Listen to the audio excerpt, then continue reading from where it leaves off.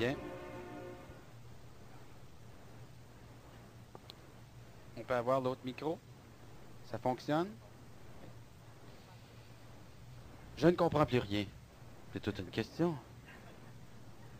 Hein? La seule affaire qu'il y a, c'est qu'on ne peut pas répondre à une question comme ça.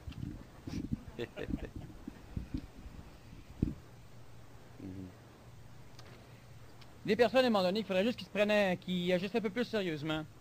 Vous savez, je sais que ce que j'ai amené là est plus merveilleux que ce qui a jamais été amené. Je sais aussi que chaque fois que je dis que l'être humain est quelque chose de parfait, le monde vient de me dire « Pourquoi tu dis qu'on est de la marde? » Je sais aussi que lorsque je dis que la femme est l'égale de l'homme, les femmes viennent me dire « Pourquoi tu tapes sur nous autres? » Puis etc., etc. Je ne comprends plus rien. Alors pourquoi on n'arrive pas à expliquer? Pourquoi on ne pose pas une question? Si on comprend plus rien, c'est qu'on comprend tout. Ça va de soi. Alors, à un moment donné, c'est comme si une personne, elle a un accident ou elle a mal aux dents, elle va voir le médecin, puis elle dit au médecin, « Je comprends plus rien! » Ben, t'as quoi? « Je suis malade! » Où? Partout! Ben, si boire, va donc te ramasser quelque part, puis quand tu sauras où est-ce que t'es malade, où c'est que t'es malade, tu viendras nous voir, puis on pourra regarder. Bon, je comprends plus rien, c'est quoi? C'est l'agonie d'une personne qui gratte un mur de marbre pour essayer de laisser ses ongles dedans? Qu'est-ce qu'une personne veut qu'on y explique avec une chose comme ça? Une lamentation. Elle veut ça expliquer quoi? Qu'on les prenne les deux mains et qu'on la trimballe, je ne sais pas où? Alors c'est intéressant que quand on a des conneries à écrire, ben qu'on s'arrange pour les intelligencer un peu, puis on explique un peu plus clairement ce qu'on comprend pas. Je ne comprends plus rien. Alors, on va vous faire comprendre. Le raisin pousse après des arbres. Ah, c'est pas ça que vous comprenez pas. Ah, ok, un instant. L'eau froide, c'est pas ça non plus. Mais c'est quoi vous comprenez pas? Ce serait bon qu'on le sache. Vous comprenez plus rien. On pose une question intelligente dans le but d'arriver à comprendre des choses et à fonctionner. On se lamente pas. Tout ce que vous saviez marche. Maintenant qu'on sait mieux pour marcher mieux, on se fait le temps de s'écraser. C'est compliqué ce que j'ai amené, c'est un fait. Et c'est pourquoi il y a des questions. Mais on se plaint pas que ce soit compliqué. C'est même mauditement plus simple que c'était avant. Parce qu'avant, c'était simple ce que vous saviez. Mais vous n'auriez jamais eu de résultat avec. C'était compliqué en maudit de bord. Très simple ce que vous saviez, compliqué à appliquer. Là, c'est peut-être plus compliqué à percevoir parce que ça demande une expansion de conscience. Mais mauditement plus facile à appliquer. Alors la personne qui a écrit cette lamentation, ben, ça serait intéressant qu'elle ne se sauve pas et puis qu'elle prenne du temps et un crayon pour écrire des choses qu'elle ne comprend pas. Qu'est-ce qu'elle ne comprend pas pour qu'on puisse en parler? Ça c'est intelligent. La voix, le son, ce n'est pas de l'énergie. Mais voyons donc. Voyons donc fait référence au regard. Ça prend de l'énergie pour supporter le son, qui est en passant une onde longitudinale supportée par la matière. Car sinon, il n'y aurait pas de son. Autrement, ça prend de l'énergie du générateur de son son, et le son étant vibratoire, en vibration, avec une fréquence et une amplitude, ça se complique. Il contient... Intéressant, la personne, elle répète tout ce que j'ai dit, elle commence croche, puis elle répète tout ce que j'ai dit après. Exemple, un amplificateur de 200 watts prend plus d'énergie électrique pour produire un son plus fort qu'un amplificateur de 10 watts. Par contre, bon, je vais te la passer. L'amplificateur de 200 watts prend plus d'énergie que l'amplificateur de 10 watts, c'est normal, sauf que le son n'a pas plus d'énergie. Voilà. Hein, c'est l'amplificateur qui prend de l'énergie, c'est pas le son. Il prend de l'énergie pour brasser la membrane du haut-parleur. La membrane du haut-parleur, elle se brasse. Ce qui s'en va, c'est la mémoire du brassage, la mémoire de l'énergie qui est amplifiée. Mais il n'y a pas d'énergie dans le son. Si le son, prenons l'exemple, on va prendre le son pour faire de l'électricité. Alors on prend un micro particulier, et la membrane du micro se promène, puis ça induit un courant électrique. Voilà. Bien, le son n'est pas de l'énergie. Il brasse, c'est simplement un déplacement dans de l'énergie. Ce qui est intéressant, la voix, le son, ce n'est pas de l'énergie. Mais voyons donc. ça prend de l'énergie pour supporter le son. C'est ce que j'ai expliqué tout à l'heure. Le son se supporte dans l'énergie, donc dans la matière. Mais c'est pas à cause que ça prend de l'énergie pour supporter le son que le son est de l'énergie. Si le son serait de l'énergie, ça ne prendrait pas d'énergie pour le supporter. La lumière, est-ce que c'est de l'énergie? Oui. Ça se promène dans le vide? Oui. Ça n'a pas besoin d'énergie pour la supporter? Non. Pourquoi? C'est de l'énergie. Le son a besoin d'énergie pour être supporté? Oui. Pourquoi? C'est pas de l'énergie. Bon. Qui, en passant, est une onde longitudinale, une onde qui se promène comme ça. Ça va de soi. Ça crée dans le tympan un système de pression-dépression. C'est ce que le haut-parleur fait avec, il brasse l'air. Qu'est-ce qu'il fait? Il fait juste induire un mouvement, onde, dans l'air. Il ne transmet pas d'énergie, il brasse l'énergie qui est déjà là. L'énergie qui est déjà là se promène, puis lorsqu'elle se met à brasser quelque chose, elle le transmet dedans. Chez l'homme, comme dans un appareil, ça peut prendre l'énergie électrique qui est dans un amplificateur, et ça prend cette énergie-là, puis ça oblige l'énergie électrique dans l'amplificateur à devenir, disons, énergétiquement, la forme exacte de l'onde qui a frappé le micro.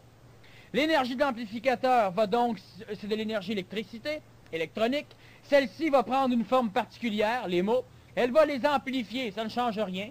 Ce n'est pas elle qui crée la forme, elle est, tu ne verras pas aujourd'hui. Notre amplificateur, qu'est-ce qu'il fait? Il y a un moule qui s'en vient, qui frappe le micro, et il induit dans le micro. Le micro est évidemment connecté à de l'électricité.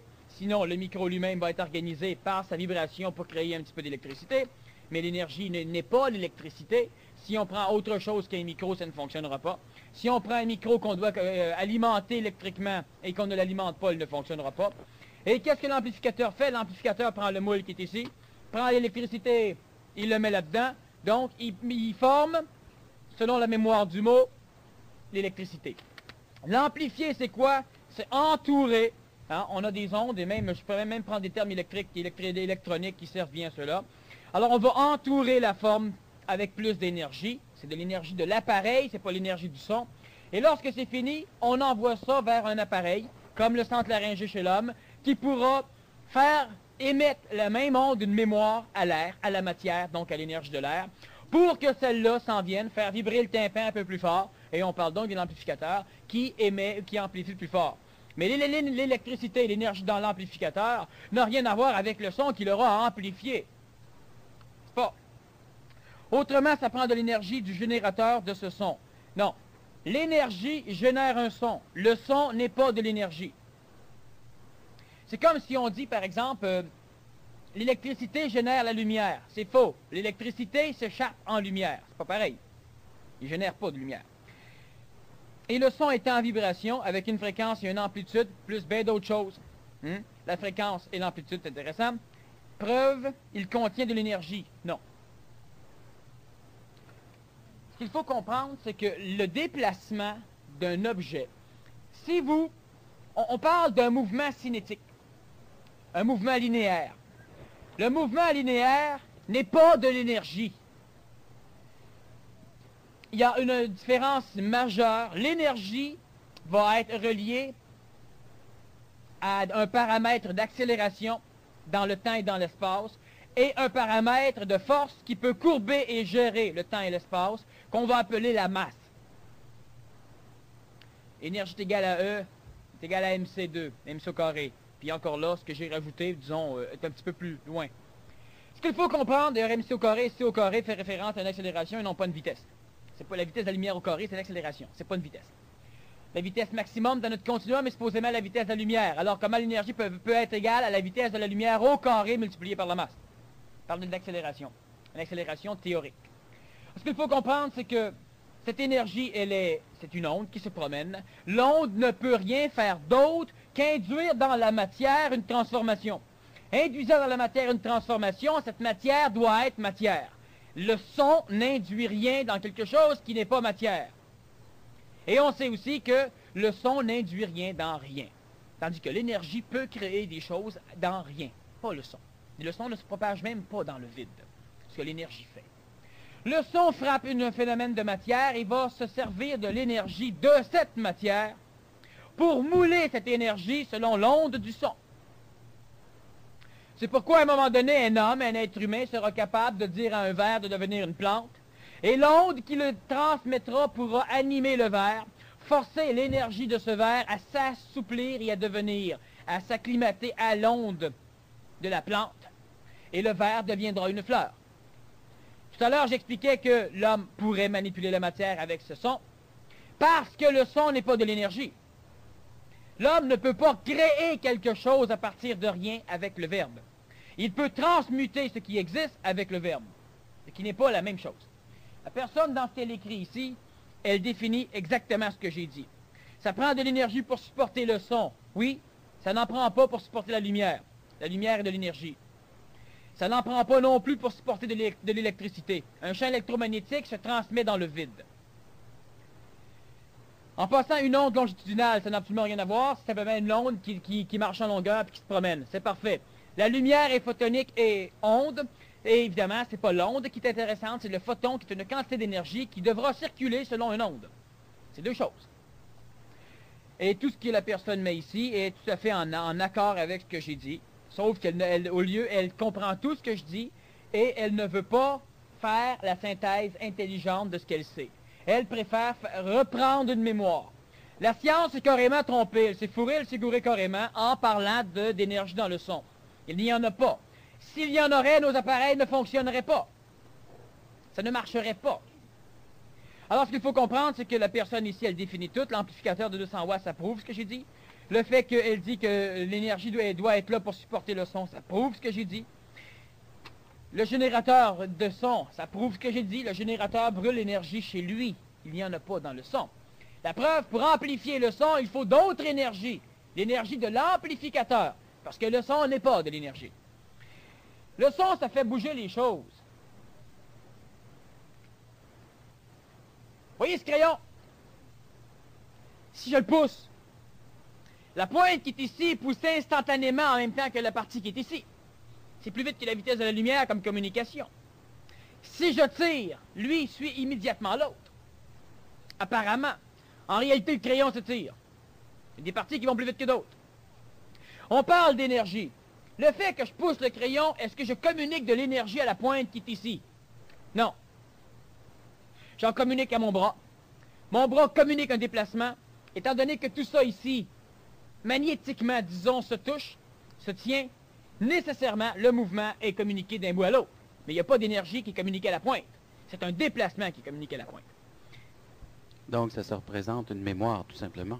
C'est la mémoire de mon déplacement, et le déplacement aurait été induit par de l'énergie qui aura fait bouger le bras, ou dans une explosion, par exemple, d'une cartouche de fusil, l'énergie fait partir la balle. Une fois que la balle est partie, il n'y a plus d'énergie. La balle s'en va, le plomb s'en va, prenons l'exemple d'une balle. Cette balle, elle s'en va à une vitesse particulière, et il n'y a plus d'énergie qui la pousse. Il y en a tellement plus qu'à un moment donné, l'énergie de la Terre va la ralentir. La friction de l'air va la ralentir. Et elle va finir par perdre son mouvement. Mais il n'y a plus d'énergie qui pousse la balle. La balle, elle a été poussée par l'énergie de l'explosion, et par la suite, elle cheminera sans énergie. Lorsqu'on, je pense, je te dis salut. Salut, c'est une forme qui est née dans mon cerveau, qui s'est cristallisée, que j'ai fixée. Énergétiquement, elle est transférée en onde. Ce n'est plus de l'énergie. Exactement. Ça me frappe moi et ça induit une vibration chez moi. Cette vibration-là va prendre l'énergie chez moi pour retransformer l'onde, qui n'est pas de l'énergie, en énergie à partir de mon énergie, comme l'amplificateur va le faire, et je vais l'amener à mon cerveau. Sauf que si l'amplificateur est tout croche, le son qui va passer aura des gris-chemins, il sera tout croche, sera coloré, on ne sera pas sûr de ce que ça dit, etc. Ouais. Alors donc, ça dépend aussi de ce que l'appareil peut faire pour amplifier. Dans un cas d'un appareil radio, c'est souvent plus... On va penser que c'est plus précis que l'homme, c'est simplement parce qu'il y a beaucoup moins de fréquences. Mais s'il y a 25 fréquences qui viennent frapper le condensateur variable d'un appareil de radio, et que ces fréquences sont toutes au millionième de hertz de différence, ben l'appareil ne pourra pas, on aura 4-5 voix en même temps dans l'appareil de radio. Ce qui arrive souvent lorsque on reçoit un message, et puis que c'est le mental qui interprète en même temps que l'ego, puis psycho, puis toute la phénoménologie de l'interpréteur égoïque.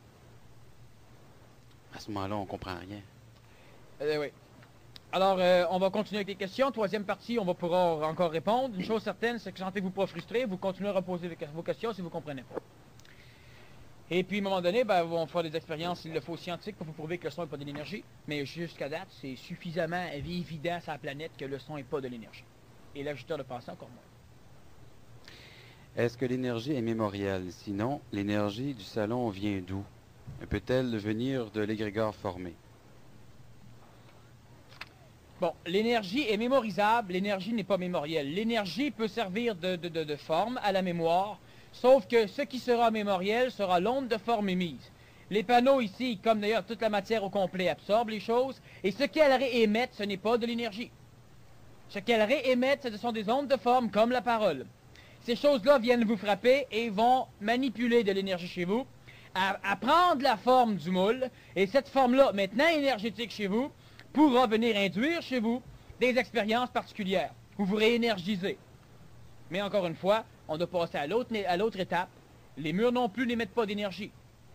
Ils émettent des mémoires. Et la mémoire n'est pas de l'énergie, la mémoire est un déplacement. La mémoire, c'est un déplacement. La parole, c'est un onde de forme, c'est un déplacement. Toute forme de forme est un déplacement et toute personnalité est un déplacement. Ce n'est pas énergétique, c'est un déplacement. Est-ce que ça voudrait dire que les mémoires auraient une radiation comme telle? Non. Les mémoires n'ont pas les radiations, c'est un déplacement. Et c'est compliqué à comprendre. Regarde, je bouge la table. La particule qui est là-bas, atomique, bouge en même temps que la particule qui est ici. Oui. Alors, quelle énergie je lui communique? Aucune. Je lui communique un déplacement, mais pas de l'énergie. Alors, on va dire, oui, mais si elle bouge, c'est qu'il y a de l'énergie. Non. Oui, mais c'est que la table elle-même, si je prends un compteur Geiger extrêmement sensible, je peux déceler ici toute la fonction atomique de la table. Mais c'est pas ça qui va t'expliquer pourquoi elle bouge. Si je la bouge, tu as décelé la même quantité d'énergie radioactive que si je la bouge pas. Donc, ton système n'explique pas pourquoi ça bouge. Ça bouge pourquoi? Parce que le déplacement est communicatif. Alors, si nous parlons, prenez l'exemple, on prend la matière. Un cheval court sur le sol, tu te colles l'oreille à terre, tu entends le galop du cheval. Si de l'énergie serait communiquée par le sol, il y aurait évidemment une transformation, il y aurait quelque chose dans le sol. L'énergie n'est pas communiquée, c'est le déplacement qui est communiqué. Toutes les molécules qui sont dans le sol vont vibrer, et ce n'est pas une énergie, c'est un déplacement. Le déplacement ne se perd pas comme l'énergie ne se perd pas. Il n'y a rien qui se perd, il n'y a rien qui se crée. Il y a des transformations. Vu qu'il y a un déplacement vibratoire, la vibration peut transporter de l'énergie comme dans le cas de la lumière, comme dans le cas des ondes hertziennes, même encore là, dépendant des ondes hertziennes. Et la vibration peut aussi être autre chose, elle peut ne transporter qu'une mémoire de l'énergie. Donc l'énergie engendre un mouvement, et le mouvement se perpétue, mais il n'a pas d'énergie. Pour que le mouvement arrête, on devra lui opposer de l'énergie. Lorsque vous vous appuyez sur une automobile pour la pousser, elle a une énergie cinétique, c'est-à-dire que sa masse refuse tout changement de mouvement. Lorsqu'on a réussi à induire le mouvement, l'automobile est plus légère. La masse, maintenant, a un nouveau mouvement et elle résistera à tout changement de mouvement. Mais vu que le mouvement qu'elle accepte, c'est celui du déplacement, tu as besoin de moins de force maintenant pour la pousser. Là, on va dire, oui, mais si j'arrête de la pousser, elle tombe. Preuve qu'il faut de l'énergie pour la pousser. Non. L'automobile va arrêter d'avancer si tu cesses de la pousser parce qu'il y a d'autres énergies qui luttent contre elle. Premièrement, la friction. Deuxièmement, l'attraction. Troisièmement, la résistance énergétique du milieu ambiant, l'air entre autres. Donc, si on a une automobile qui est suspendue dans l'air, sur un champ électromagnétique par exemple, tu auras la même difficulté à la faire avancer, mais après ça, elle ira tout seule. Bon, la même difficulté, il faut s'entendre, c'est évident que dans l'inertie pour avancer l'automobile, il y a évidemment la friction qui nuit, il y a la gravité qui nuit, ces choses-là. Mais si tu élimines ces choses-là, tu auras besoin de pousser même si elle flotte. T'sais, une chose de 4 milliards de tonnes ne se pousse pas qu'une petite note s'il n'y a pas de friction. Un automobile qui pèse 2 tonnes, ou 1 tonne plutôt, ne se pousse pas non plus qu'une pichenote, même s'il n'y a pas de friction. La masse, l'inertie, empêche tout changement de mouvement. Elle résiste. Tu réussis à la pousser, tu la lâches. Et elle va s'en aller. S'il n'y a aucune autre énergie qui s'oppose à son déplacement, elle va s'en aller éternellement jusqu'aux confins de l'univers. C'est-à-dire jusqu'à terre qu'elle te rentre dans le dos. Bon. Alors elle va s'en aller, elle va s'en aller, elle va s'en aller. Preuve qu'il ne faut pas d'énergie pour le déplacement. Il en faut un pour induire le déplacement, mais l'énergie ne se déplace pas avec la chose qui se déplace. Elle peut ne pas. Dans le cas du son, elle ne se déplace pas. L'énergie ne se déplace pas avec l'objet, donc la forme, qui se déplace. Par contre, cette bébite, cette auto qui s'en va, si elle frappe quelque chose, elle transmet un mouvement linéaire. Elle transmet le déplacement, mais elle ne transmet pas d'énergie. Le mouvement linéaire n'est pas énergétique. Étant donné qu'elle transmet son déplacement, la chose à qui elle transmet le déplacement transmet aussi son déplacement à la chose qui vient. On va dire si elle est immobile par rapport à elle. Mais elle est mobile dans l'univers, il n'y a rien d'immobile. Donc les deux se communiquent leur déplacement et les deux vont continuer à cheminer. Dans le déplacement, il n'y aura pas eu d'énergie. Maintenant, étant donné que le déplacement est communicatif dans la matière, donc dans l'énergie, même s'il n'est pas énergétique, étant donné que le déplacement est communicatif, ça communique le déplacement jusqu'à temps que ça frappe une oreille, un micro, un amplificateur ou quelque chose comme ça. Et dans certains milieux, là où il y a de l'énergie, le déplacement pourra être recodé en énergie, et là, le déplacement cesse. Il est maintenant énergétique. Lorsque l'amplificateur reçoit quelque chose du micro, il pourra transformer, donc décoder le déplacement en énergie. Il n'y a plus de déplacement. On va dire qu'il y a un déplacement électronique. C'est un mélange énergético-vibratoire, donc il y a un déplacement du phénomène électrique. L'électron va suivre un déplacement par dépolarisation. C'est extrêmement compliqué à expliquer aujourd'hui. Mais encore là, on a un déplacement qui n'est pas énergétique et on aura une onde énergétique qui suivra le déplacement. Ce qui n'est pas le cas dans le son, on peut le constater encore une fois. Alors donc, ce déplacement se promène et la chose se communique jusqu'à temps qu'un système qui contient de l'énergie et qui a la faculté, disons, l'affinité à réagir avec ce qu'on a disons, engendré comme déplacement, puisse retraduire en énergie le phénomène. On a de la poudre, par exemple, on a une amorce dans une cartouche, on a un déplacement, un morceau de métal qui s'en vient et qui frappe la cartouche au niveau de l'amorce. Le déplacement ne fait rien. Le métal de la cartouche qui reçoit la pine de fer qui frappe dedans se déplace. Il n'y a pas d'énergie. Sauf que dans le déplacement, il pourra y avoir à un moment donné de l'énergie de libérer qui n'a rien à voir avec le déplacement, mais qui a à voir avec la malléabilisation de la matière suite à l'onde de forme. Le métal qui est frappé sera légèrement réchauffé. C'est son énergie qu'il libère. La preuve, il aura une transformation intraatomique, il aura perdu de l'énergie, le métal sera plus faible. Et ce n'est pas le déplacement qui a créé la chaleur. Donc, on bouge ici, l'amorce éclate. Donc, le mouvement, le déplacement qui n'est pas énergétique, est transformé en énergie par quelque chose. Mais là, il n'y a plus de déplacement métallique. L'amorce éclate, elle explose, c'est-à-dire que tout ce qui est à l'intérieur explose en énergie et induit un mouvement sur le plomb. L'énergie qui maintenant explose est de l'énergie en déplacement qui se déplacera éternellement. Sauf que le plomb qui décolle suite au mouvement, à la communication du déplacement de la poudre explosive, lui n'est plus énergétique. Il s'en va. Étant donné qu'il va obliger l'air à communiquer son déplacement, il risquera de perturber l'air, donc il échauffera l'air en s'en allant, et il sera réchauffé par l'air en s'en allant, mais ce déplacement n'est pas énergétique. Autrement dit, si la balle frappe un mur, elle ne crée pas d'électricité. Si des milliards de balles frappent un mur, ça ne crée pas d'énergie. Sauf que si le mur résiste aux balles et que la vibration des balles sur le mur est communiquée par un appareil qui pourra à un moment donné travailler avec de l'énergie, donc un champ électromagnétique, une dynamo par exemple, ben on pourra arriver à créer un déplacement électronique, donc de l'énergie. Mais ce n'est pas les balles qui l'auront créé. Les balles, c'est un mouvement. Prenons l'exemple, on parle d'énergie. La balle, c'est une mémoire. Oui, comme une centrale marémotrice pour créer l'énergie électrique. Les marées sont des ondes qui se promènent, ce n'est pas de l'énergie. Sauf que tout ce qui est énergétique pourra être malléabilisé par l'onde. Alors, il y a de l'énergie à un moment donné qui va faire bouger les vagues. Mais cette énergie-là provient de très loin d'ailleurs. Et il provient de la rotation de la Terre et de la courbure de notre espace-temps autour de la masse de notre planète, qui va engendrer une panoplie de choses, des vents, etc., etc., plus l'augmentation énergétique des températures à certaines régions de notre planète, puis évidemment l'encombrement des montagnes dans la rotation de notre planète d'est vers l'ouest. Lorsque la mer commence à bouger, elle transmet simplement une onde, il n'y a pas d'énergie. Cette onde que nous appelons de l'énergie marémotrice, c'est faux, ce n'est pas de l'énergie. Mais elle pourra, si un capteur qui a de l'énergie la reçoit, elle pourra induire une formulation, une mémoire, une forme énergétique à partir de l'énergie de la chose qu'il reçoit. Mais elle ne transporte pas d'énergie.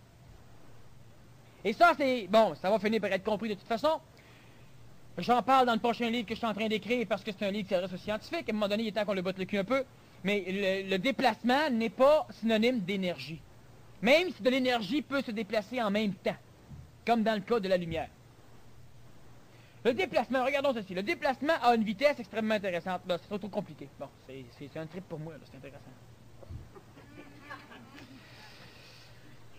Est-ce que l'énergie bouge?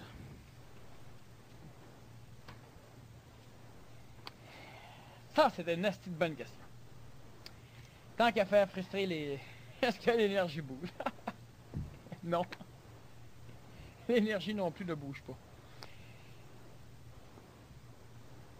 Bon, c'est une question extrêmement d'envergure. La personne n'a peut-être même pas l'idée de ce qu'elle supporte. Peut-être que oui aussi, remarque bien. L'énergie, est-ce que l'énergie bouge? Non, ça bouge pas. Tant qu'à être flyé. Vas-y Bon. un petit peu. On va revenir avec ça. Non. Ouais. C'est comme une C'est question super. qu'un PMC6 m'a demandé à un moment donné. C'est explique-moi donc c'est quoi la gravité, l'attraction terrestre. La science n'arrive même pas à l'expliquer. J'ai failli l'expliquer. Est-ce que l'énergie bouge? Bon. C'est intéressant. C'est vachement intéressant. Ce que l'être humain appelle énergie pourrait être divisé en 3 parties. La partie intentionnelle ne bouge jamais. C'est la partie qui, à un moment donné, va induire la création d'une molécule, d'une particule, plutôt. La création d'un corpuscule, la création d'un phénomène matériel qui peut être 10 milliards de fois plus petit qu'un électron, par exemple. L'électron est beaucoup plus petit que le noyau, que les protons. Cette particule ici, elle est construite d'énergie. Elle peut être révélée si elle accumule suffisamment de cette énergie. Et on va dire, comment l'accumule-t-elle? Il faut que l'énergie se promène et qu'elle le prenne. Non plus. L'énergie n'a pas besoin de se promener pour être quelque part. Bon. Et elle va accumuler suffisamment d'énergie. À un moment donné, elle va se révéler. Se révélant, elle devient matière. Étant matière, elle peut frapper des déplacements. Le déplacement va être induit par quoi? Par la gravitation des masses par rapport à l'espace-temps. Chaque phénomène qui est matière, même si c'est de l'ordre du millième d'électron, il a une masse. Chaque phénomène qui est matière impose à l'univers son temps et son espace. Imposant son temps et son espace, il imbrique nécessairement un déplacement. Mais lui-même, l'énergie n'est pas en mouvement interne, mais le bloc stable pourra se déplacer dans l'univers. Ce déplacement dans l'univers va porter le nom, pour nos scientifiques, d'énergie, parce qu'il cause des choses. Et ce déplacement, la science devrait donc diviser l'énergie causale, qui n'est pas en mouvement. Elle devrait déterminer après ça l'énergie causale, qui n'est pas en mouvement, mais en déplacement. Et elle devrait par la suite déterminer qu'un déplacement peut ne pas être énergétique si l'énergie ne se déplace pas sur ce déplacement-là. Le déplacement se fait dans la matière. Il ne peut se faire ailleurs que dans de l'énergie. Sauf que l'énergie peut se déplacer. Donc, se déplaçant, elle fonctionne sur le phénomène, le véhicule du déplacement, qui est d'ailleurs un phénomène, encore une fois, relié à l'attraction des masses au niveau de la courbure de notre temps et de notre espace, ce qui fait que ça devient extrêmement, disons, compliqué pour beaucoup de personnes. Mais non, l'énergie ne se déplace pas, l'énergie n'a pas de mouvement, ça ne bouge pas. Elle se déplace, ça n'a pas de mouvement. OK. Est-ce que ça pourrait avoir un lien d'explication avec ce qu'on pourrait appeler l'énergie intentionnelle lorsqu'on a une énergie intentionnelle qui déclenche toute une mécanicité? Bon, c'est intéressant. Vu que l'énergie peut constituer un phénomène moléculaire, particulaire, corpusculaire, sans avoir à se déplacer pour le construire, cela encore vient, disons, finaliser ce que tout à l'heure on disait, c'est que toi, tu n'as pas d'énergie, tu as toute l'énergie que tu as besoin. Elle n'est pas là. Ça ne peut pas se dire. Quand on dit j'ai toute l'énergie que j'ai besoin, c'est-à-dire que je suis en contact toujours dans l'énergie. Quand on dit j'ai toute l'énergie que j'ai besoin, c'est qu'on parle d'une façon humaine de l'énergie. Parce que l'énergie ne peut pas être là, puis elle ne peut pas ne pas être là non plus. OK. Donc, selon ce que tu as besoin, terrestrement parlant, en tant qu'humain, tu veux grandir, il n'y a aucun problème. Tu gères mal la gestion des formes au niveau de ton être-té, de ces énergies qui sont déjà révélées chez toi. Ben évidemment, ça ne paraît pas. C'est comme la personne qui est dans sa maison, tu rentres dans son salon, tout est pauvre, tout est défaite, tout est rouillé, tout est pourri. Il n'y a aucune richesse là-dedans. Mais va faire un tour dans le grenier, tu vas voir la richesse qu'il y a. Il peut y avoir des trésors, il peut y avoir de l'or, de l'argent, des sofas neufs, il peut y avoir des meubles absolument extraordinaires, inaltérables. Mais elle vit dans la maison, elle ne vit pas dans le grenier. Toute l'énergie placée là, elle ne sert à rien. Le meuble lui-même n'est pas de l'énergie, mais il est construit d'énergie. Mentalement lui-même n'est pas de l'énergie. Le meuble, la table ici, ce n'est pas de l'énergie. Dès qu'on mémorise une énergie, elle n'est plus énergie. À l'instant où on parle d'énergie matérialisée, corpusculaire, c'est-à-dire spatio-temporalisée, ce n'est pas, c'est-à-dire que c'est construit, c'est plein d'énergie, mais à l'instant où ça devient formel, ce n'est pas de l'énergie. Même si c'est construit d'énergie. Oui. Ben oui, c'est construit, donc c'est fait d'énergie, mais ce n'est pas de l'énergie. Ouais. C'est effet d'énergie. Dans la parole, on peut avoir une puissance sans avoir d'énergie. C'est au bout. Oui. La puissance, elle peut se calculer en watts. Même pour l'humain. La puissance, c'est la force avec laquelle le déplacement va être induit dans l'univers. Le pouvoir, c'est au niveau de l'ego, évidemment. La puissance, c'est la faculté de prendre une forme et de la rendre hyper épaisse, c'est-à-dire de créer un déplacement extrêmement volumétrique. Pas violent, mais puissant. Alors, le déplacement, tu peux effectivement parler avec puissance.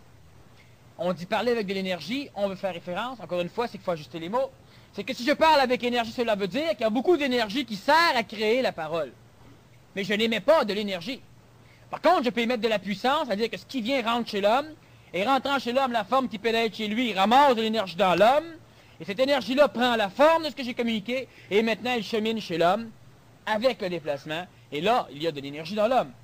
Autrement dit, il y a de l'énergie chez moi, il y a de l'énergie chez vous, dans la communication, mais il n'y en a pas entre nous autres. Dans la communication. Parce que si on dit oui, mais l'air de l'énergie, c'est entre nous autres, oui, d'accord. L'air est un principe qui participe à la communication du mouvement. Mais c'est pas l'air qui nous énergise. Si on aurait... C'est qu'il faut de l'énergie pour le faire. Le son peut se transporter sur la lumière. Une personne qui parle dans un vide absolu, dans lequel il n'y a que de la lumière en mouvement, si elle parle, la lumière va transporter le son. Je ne sais pas, je ne crois pas que scientifiquement on en soit rendu là. Oui, on s'y rapproche. La fibre optique, en tout cas, c'est la lumière qui transporte du son et de l'image. Donc, ils ont découvert ça, c'est intéressant. Alors, effectivement, même la lumière qui est de la matière, parce qu'elle transporte des photons, peut transporter le son. Enfin, les intellects, je vous sais. Une énergie causale ayant un déplacement a une puissance pour son déplacement. L'énergie causale va être la substance qui intentionnalise le fait de vouloir parler, vu qu'on parle encore une fois de la parole et de l'ajusteur de pensée. L'intelligence supramentale est de l'énergie causale. Elle pourra induire un mouvement dans une mécanicité comme l'ajusteur de pensée, et celui-ci pourra altérer, ajuster donc le mouvement au niveau de l'énergie mentale de l'homme. Et cette énergie mentale de l'homme pourra recoder en énergie mentale, cette fois-ci non pas supramentale, elle pourra recoder en énergie le message anénergétique de l'énergie supramentale. Une énergie causale comme supramentale ayant un déplacement avec le déplacement a une puissance pour son déplacement. L'énergie qui est en déplacement ne peut pas accélérer son déplacement, mais elle peut induire d'autres déplacements. Induisant d'autres déplacements par rapport à d'autres corpuscules de référence, elle pourra donc accélérer son déplacement, quoiqu'en réalité, elle n'a pas accéléré son déplacement, elle a accéléré le déplacement des autres choses. Est-ce on pourrait constater aussi qu'elle a réduit parce que c'est comme une friction. On a l'énergie causale qui est en déplacement quelque part dans l'univers, qui se dirige vers un être, vers une personne qui est ici. Elle ne peut pas accélérer son déplacement. Par contre, elle peut induire des déplacements à l'extérieur d'elle, ce qui va lui permettre, rendu chez l'homme, d'induire un déplacement qui pourra transformer de l'énergie à l'intérieur de l'homme en quelque chose de plus en affinité avec la forme supramentale. Donc, ça va énergiser la personne et ça va la plugger. Sauf qu'elle ne peut pas accélérer son déplacement, mais en réalité, elle peut le faire sans le faire, c'est-à-dire qu'elle peut pousser les choses. Elle peut accélérer le déplacement de ce qui l'entoure. Éloignant ce qui l'entoure, c'est comme si elle s'éloignait. D'accord? Presque. Lequel des deux verres s'éloigne de l'autre? Il n'y a ni un ni l'autre. Les deux. Si lui ne peut pas changer son déplacement, s'il peut pousser celui-là, c'est comme si celui-ci s'en allait. Oui. Voilà. Donc, une énergie causale ne peut pas accélérer son déplacement, mais vu qu'elle peut créer un déplacement à l'extérieur de ce qui l'entoure, C'est tout comme s'il c'est l'accélérait. tout comme mais si elle le déplaçait. Mais c'est pas une vraie Non. accélération. Maintenant, vu du côté de la Terre, c'est partie du mensonge cosmique de penser qu'elle peut le faire. Est-ce qu'il n'y aurait pas à ce moment-là, du fait que cette énergie causale se déplace, il n'y aurait pas une perte d'énergie ou de transformation d'énergie? Pourquoi la En lumière, mémoire, après 25 millions d'années-lumière, conserve-t-elle sa vitesse? Tu peux répondre à la question. Non, je te pose la question, tu t'amuses à y répondre, mais une chose certaine, tu peux constater qu'elle ne perd pas d'énergie par le déplacement. Et elle va perdre de l'énergie lorsqu'elle va induire son mouvement dans de la matière. La lumière qui traverse l'atmosphère diminue sa vitesse. Lorsqu'elle traverse de l'eau, elle diminue sa vitesse. Parce qu'elle implique un déplacement. Mais une chose est extrêmement importante encore pour comprendre les choses, c'est que la lumière qui va à 299 792,5 km à la seconde, lorsqu'elle est dans le vide, lorsqu'elle frappe par exemple un milieu aqueux, de l'eau, elle ralentit sa vitesse, mais elle la baisse, et par la suite, elle la conserve stable. Et une chose extrêmement intéressante, c'est que lorsque la lumière dans le vide frappe de l'eau, elle diminue sa vitesse, mais elle n'a pas un ralentissement, une décélération totale jusqu'à zéro. Elle la diminue jusqu'à temps que le mouvement puisse être adapté à l'eau. Et elle conserverait Et le photon continue donc à acheminer, donc sa vitesse baisse et après elle reste stable. Mais ce qui est intéressant, c'est lorsque la lumière sort de l'eau, elle regagne sa vitesse. Et il n'y a pas plus d'énergie. Parce que la vitesse de la lumière, c'est un phénomène sur lequel on pourra revenir dans plusieurs phénomènes, là. Mais ça prouve une chose, ça prouve que l'énergie n'est pas en mouvement. Le fait que cette vitesse de lumière reste stable. Ça prouve aussi que l'énergie causale ayant un déplacement a une puissance pour son déplacement. Le fait que la lumière puisse continuer, ça prouve qu'elle peut pousser l'extérieur. Donc, elle va regagner sa vitesse sans avoir à prendre de l'énergie. Sans avoir à prendre de l'énergie. En tout cas, on s'éloigne un peu. OK. Une énergie causale ayant un déplacement, elle a un déplacement, elle a une puissance pour son déplacement. Non, elle a une puissance pour déplacer d'autres choses. Lorsqu'elle arrive chez l'homme, elle ne peut pas faire plus vite, mais elle pourra induire des choses chez l'homme. Autrement dit, quand l'humain est prêt, l'énergie supramentale peut arriver et pousser des parties de l'ego, faire des choses, mais elle ne peut pas accélérer son déplacement. Alors, elle ne peut pas attirer l'homme à lui, elle peut pousser d'autres choses. Ce qui fait qu'on ne peut pas vouloir aller plus vite. Même si à un moment donné, d'une façon illusoire, on a l'impression que les choses s'accélèrent. Les choses partent, mais l'évolution n'accélère pas. OK. C'est l'apparition de cette perception-là qui donne cette impression. Est-ce que l'énergie a besoin d'un transport parce qu'elle ne bouge pas?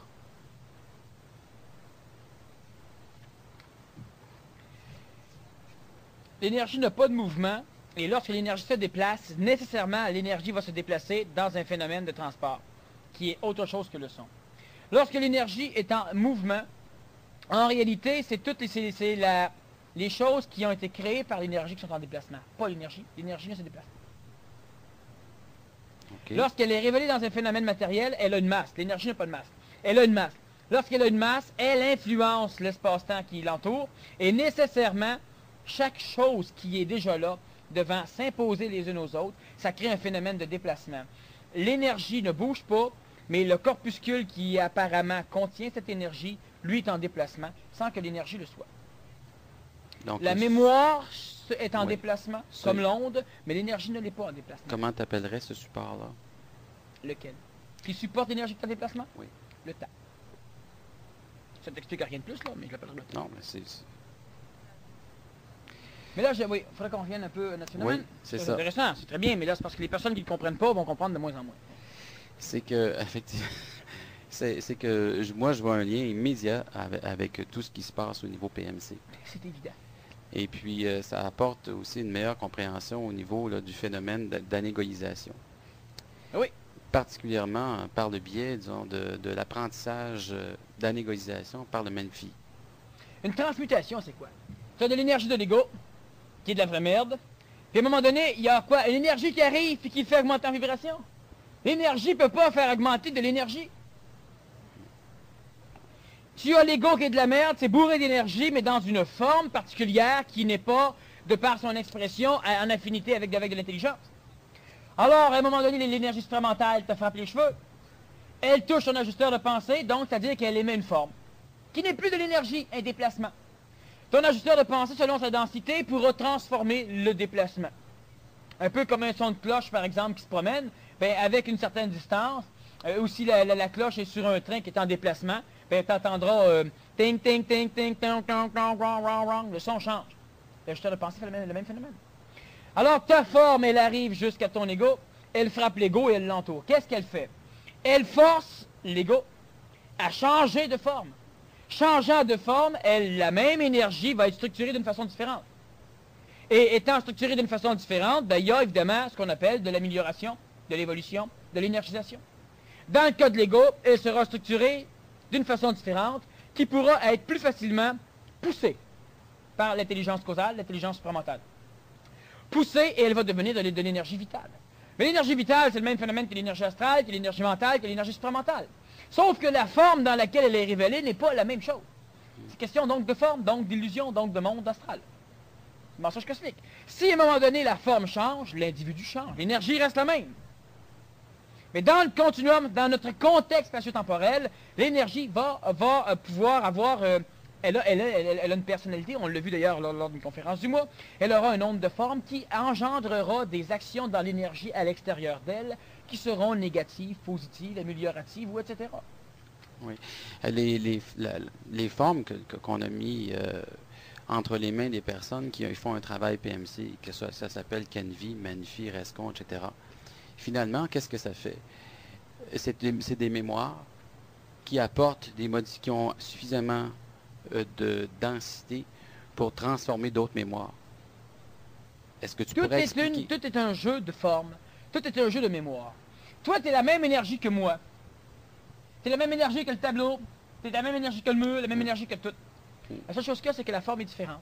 Ton évolution est assujettie à ta forme. C'est pourquoi on développe une panoplie de choses au niveau du PMC. Évidemment, à un moment donné, l'être humain a été amené à supporter son nombre de formes, à supporter sa parole, qui est la forme, à supporter à son corps, donc de transformer la forme de son corps pour apprendre simplement à développer le phénomène de l'ajusteur de pensée qui devra finir par tout transformer sans problème. Quand une personne dit « Oui, mais quand tu as un contact supramental, tu peux te droguer », l'intelligence supramentale réforme tout. Il n'y a pas de drogue chez toi, ça va de soi. Tu peux boire de l'eau de Javel, fermer tes deux yeux, puis en ménfisation, tu vas rechercher les molécules de l'eau de Javel, tu te transformes en d'autres choses, en sucre, en glucose. Là, tu te nourris, tu trouves ça bon, puis c'est fini là. Tu as simplement transformé ton eau de Javel en d'autres choses. C'est évident que ça se fait. L'énergie reste la même, la seule chose qu'il y a, c'est son expression doit changer. L'expression, c'est la forme de l'énergie. Tout le phénomène PMC est basé premièrement sur, et ça je l'ai dit souvent au niveau des cours, quand je rencontrais les classes en particulier, que le PMC avait une grosse partie de ce qu'il faisait était hypocrite.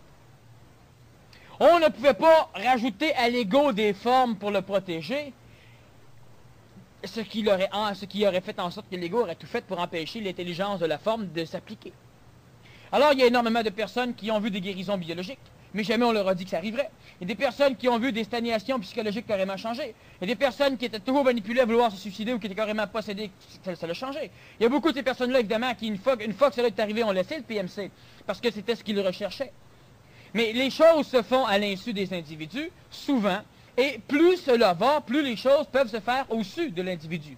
C'est pourquoi aujourd'hui, on déforme une forme majeure, une forme hyper scientifique, une forme qui maintenant, qui manipule encore la science et qui lui permet encore d'avancer, mais une forme qui, à un moment donné, devra être changée au niveau de la science aussi. Une forme qui doit être changée au niveau de la science théologique, de la science cartésienne comme de la science PMC, comme de n'importe quoi. L'idée que l'énergie est communicable, par exemple, par la voix. Qu'est-ce qui fait justement qu'une forme Kenvi va transformer une autre forme? Qu'est-ce qui fait que cette forme Kenvi va être supérieure pour induire justement une transformation? Bon, prenons l'exemple de la démarche flottante comme technique. Tu marches, tu dois sentir de l'énergie circuler. Cette énergie-là, elle vient de où? Elle est là. Sauf que la sentant, tu l'obliges à être assujetti à une nouvelle forme d'expression. Donc, si c'était de l'énergie atomique, elle devient de l'énergie vitale. Si c'était de l'énergie astrale, elle devient de l'énergie vitale. Cette énergie vitale va être capable d'être modulée par l'intentionnalité de ta démarche. Démarche psychologique, démarche mentale, ce que tu fais. Étant modulable, c'est-à-dire qu'elle étant malléable par ton intentionnalité supramentale, même si l'humain ne le perçoit pas. L'humain a un ajusteur de pensée, même s'il n'est pas de contact conscient avec. Alors, à un moment donné, cette forme énergétique que tu perçois va finir par transformer aussi ton corps. Donc, on retransforme la forme du corps, puis on peut guérir. Cette énergie vitale va devenir un foyer d'attraction suffisamment grand pour que les formes de l'ego, lentement, soient déformées par le plan vital. Donc, l'ego finalise son évolution, laissant la place à l'esprit et devenant de l'énergie vitale, qui va servir à la création du canal. OK, finalement, c'est un palliatif, toutes ces techniques-là. En ce sens que ça enlève l'emprise de l'ego sur la manifestation énergétique qui se fait par notre corps. Oh-tu, le PMC, ça le remplace par une technique. Le PMC, c'est une farce. La vie, c'est une farce. La mort, c'est une farce. L'évolution, c'est une farce. Sauf qu'étant donné qu'on est dans la farce, étant dans ce monde d'illusion, l'illusion devient la réalité. Donc, la vie devient mauditement utile. La mort aussi. L'évolution essentielle. Puis le PMC utile. Parce que l'être humain est assujetti à une forme relative qui l'oblige à vivre dans une réalité relative aux autres formes relatives. On est dans un monde d'illusion, et dans ce monde d'illusion, l'illusion est la réalité. Et dans ce monde d'illusion, la réalité ne peut faire autrement que d'être perçue comme de l'illusion. Alors, tout cela se tient, tout cela est correct. Les techniques du PMC permettent à l'individu d'arriver à trouver des énergies chez lui. Lorsqu'on dit à un individu, ces énergies-là, tu les as déjà, on va les développer. Ça plaît à certains, mais il n'y en a pas qui ne croient pas. Ils veulent aller chercher de l'énergie quelque part. Alors on leur dit, ils vont aller en chercher. Mais en réalité, elle est là, l'énergie. Et la technique fait que la personne la pratique, et la technique, elle est efficace. L'enseignement psychologique que l'on met autour peut être adapté à certains individus. Mais le phénomène de la technique reste efficace. Pourquoi tu crées un déplacement au niveau de ton corps? Un déplacement par des moyens, un déplacement par ta tête, un déplacement par une perception, un déplacement... Quand tu perçois l'énergie vitale, qu'est-ce que tu déplaces? Tu déplaces un phénomène relié à l'interpréteur actionnel qui peut être assujetti à ton ajusteur de pensée, donc au plan supramental, et c'est lui que tu déplaces dans ton corps. Donc, tu perçois l'énergie vitale. Ce n'est pas l'énergie vitale que tu déplaces. Sauf qu'à un moment donné, cette énergie vitale-là pourra être en déplacement si tu es dans une pratique où tu bouges. En phase Menfi, c'est l'interpréteur actionnel que tu apprends à déplacer. C'est pourquoi celui qui pratique la technique Menfi 100% convenablement pourra à un moment donné faire des choses qui surprendront... Bon. Si la personne fait une démarche flottante, là c'est son corps qui est en déplacement sur cette énergie. Ce n'est pas l'interpréteur actionnel qui se déplace, quoiqu'il peut se déplacer pareil, parce que tu peux faire une démarche flottante tout en manifestant ta démarche. Cela va nécessairement imbriquer un déplacement corporel, vu que tu es en mouvement, ce qui va faire en sorte que l'énergie vitale va devoir circuler. L'énergie vitale va circuler et la perception que tu en auras sera perçue par le déplacement de l'interpréteur. Quand tu dis que l'énergie vitale va circuler, c'est pas plutôt qu'on va avoir une perception que l'énergie circule? Ou encore qu'on va avoir une perception de l'ego qui, lui, bloque le corps physique est là. Il se déplace. Oui. Tu perçois le déplacement du corps physique parce que ton système nerveux se déplace avec. Et sinon, ça ne se déplacera pas. L'énergie vitale se déplace et ton corps ne peut pas l'apercevoir. Ton corps va l'apercevoir à l'exclusive condition que l'interpréteur actionnel soit en déplacement dans la région où tu perçois. Le déplacement énergétique se fait et il est perçu parce que l'interpréteur actionnel se déplace dedans.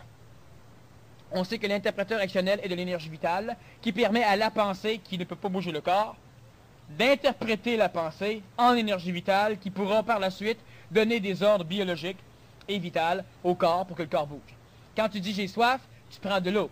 Mais tu n'as pas dit j'ai soif, alors je vais contracter, tu fais que penser à une chose, et tout le corps au complet fait l'action. L'interpréteur rationnel, finalement, n'a pas un lieu précis dans le corps. L'interpréteur rationnel a un lieu, il est là où il se trouve.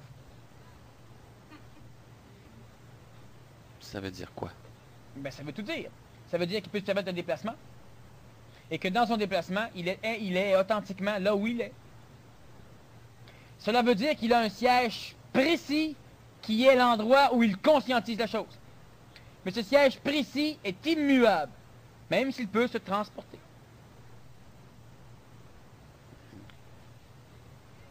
Vous allez finir par comprendre, vous allez voir. Ce qu'on fait aujourd'hui, on force une immense expansion de la conscience. Il y a énormément de personnes qui, bon là, des paquets de mots qu'ils ne comprennent plus.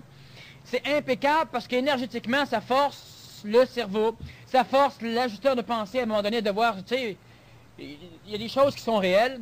Vous pouvez en bénéficier par la parole et par l'énergie. Ça suscite chez vous des ondes qui finissent par prendre de l'énergie chez vous. Puis à un moment donné, ça va botter le cul à votre ajusteur de pensée pour qu'il commence à vous expliquer ce qui se passe. Alors qu'on comprenne ou qu'on ne comprenne pas, la conférence d'aujourd'hui est absolument ultime, géniale, haute, puissante, pour la simple raison qu'elle force les cerveaux, les corps, les égos à devenir des humains un peu plus planétaires et un peu plus cosmiques. Pour devenir un être cosmique, il faut que tu puisses savoir ce que c'est que de la lumière. Il faut que tu saches certaines choses. Il faut que tu vibres certaines choses. Hier, j'ai regardé la Lune. Il y a une grosse Lune. Je ne sais pas si tu as vu la Lune hier. Une grosse Lune. Elle était éclairée d'une partie par le Soleil et il y avait une partie qui était coupée en bas. Donc, on avait de l'obscurité là et de l'obscurité en arrière, puis de l'éclairage là. Alors, je demande à ma femme où se trouve le Soleil présentement. Alors, je ne savais pas trop. Le Soleil, il est juste on s'en allait vers la Lune. Le Soleil est juste en face de nous autres, en bas de la Terre. C'est pour ça qu'il éclaire la Lune. Puis nous, évidemment, c'est l'obscurité, tandis qu'en face, c'est éclairé, c'est le jour. Elle dit, c'est vrai, on est toujours en train de penser que la Lune s'éclaire tout seul. Mais c'est le Soleil qui l'éclaire. Eh oui. Puis la partie qui manque, c'est quoi? C'est l'ombre de la Terre sur la Lune. Le Soleil est légèrement en dessous. La Terre est presque entre les deux. Il faut que l'humain finisse par regarder la Lune puis se rendre compte que c'est des milliards de tonnes qui flottent quelque part. Sans énergie pour la soutenir. Déplacement n'est pas une question d'énergie. Alors, ça se promène, ça n'a pas besoin d'énergie. Mais il faut que l'homme... Alors, on parle de ces choses-là aujourd'hui. On parle de choses hyper poussées pour forcer les neurones. Je comprends pas, non, mais il y a des choses qui se passent là-dedans. Puis à un moment donné, on va pouvoir en parler et comprendre ces choses-là. Mais c'est essentiel qu'à un moment donné, on expande la conscience égoïco-apprentissante de l'homme. Il doit expandre sa conscience. Ça va commencer par le changement des formes au niveau de son ego. Si c'est des choses qu'on ne peut pas comprendre au niveau de l'ego, parfait, c'est parfait. À un moment donné, l'ego va se faire reformer. Les choses vont être comprises. L'éducation, qu'est-ce que c'est? C'est de donner des formes à un humain. La forme n'a pas d'énergie. Par contre, la forme, elle peut prendre de l'énergie. Prenant de l'énergie, elle la moule. La moulant, elle instruit. Tu transformes l'homme. Évoluer, c'est perdre les vieilles formes pour des nouvelles, plus vibratoires. Transformer les vieilles en œuvres. Est-ce qu'il y aura toujours des formes où on pourra, à un moment donné, ne fonctionner qu'avec l'énergie? Et comment?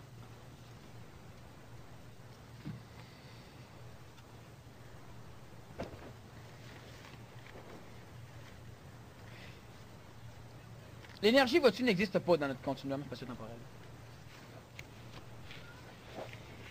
Il ne peut exister que la révélation de l'énergie dans un corpuscule énergétique. C'est ce que nous appelons énergie. Lorsqu'on la libère, ça éclate en d'autres corpuscules. Une explosion nucléaire émet une panoplie de choses, mais on pourrait prendre ces choses et les rediviser. Et à un moment donné, on n'aurait plus rien. Où c'est passé, rien ne se perd, rien ne se crée. Ce théorème scientifique est faux. Il est vrai tant que les choses restent dans une... tant que les choses ont une masse, c'est un fait. C'est-à-dire que tant qu'une énergie corpusculaire, matérialisée, est dans le temps et l'espace que nous connaissons, et tant qu'elle reste assujettie à être massive, c'est-à-dire tant qu'elle n'est pas de l'énergie. Rien ne se perd, rien ne se crée. À l'instant où ça devient de l'énergie réelle, parce que lorsque nous parlons d'une explosion nucléaire, on parle d'énergie, mais ce n'est pas de l'énergie. C'est un déplacement de corpuscules qui sont construits d'énergie. Et ce déplacement engendre dans la matière des déplacements. C'est ce qu'on va appeler énergie mécanique. Mais ce n'est pas de l'énergie. On ne peut pas rien faire avec ça si on n'a pas d'énergie. Autrement dit, l'onde de choc qui frappe quelque chose ne peut pas être communiquée sans énergie. Une onde de choc ne traverse pas le vide. Si l'onde de choc ne traverse pas le vide, c'est qu'il n'est pas énergétique.